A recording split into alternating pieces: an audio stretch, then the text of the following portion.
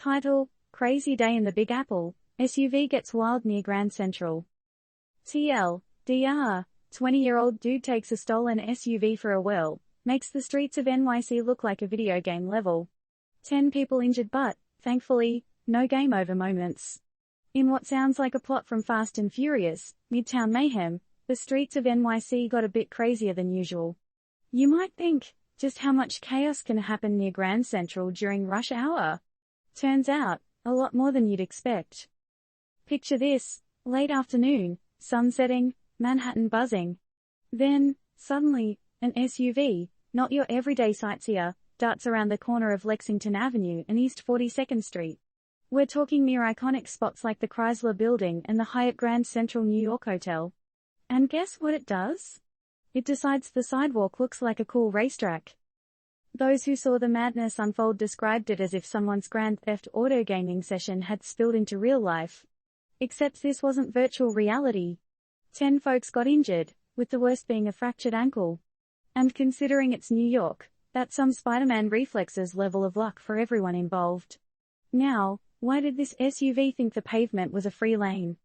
Apparently, the police tried to wave down the driver after spotting the stolen vehicle. But instead of stopping like any sane person, our protagonist decides to turn NYC into his personal obstacle course. First, the car takes a slight detour, kissing a bicyclist and a taxi. Then, seeing a group of pedestrians on a sidewalk, it plays some real-life bumper cars.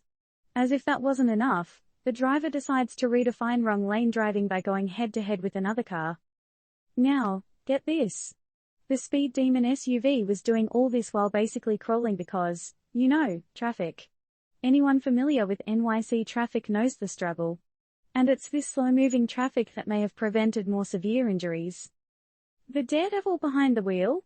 A 20-year-old lad who, surprise surprise, didn't even have a New York driver's license. It's almost like playing a video game without reading the instructions first. Oh, and if you're picturing a Hollywood-esque escape, think again. Some good old New Yorkers detained him until the cops came around.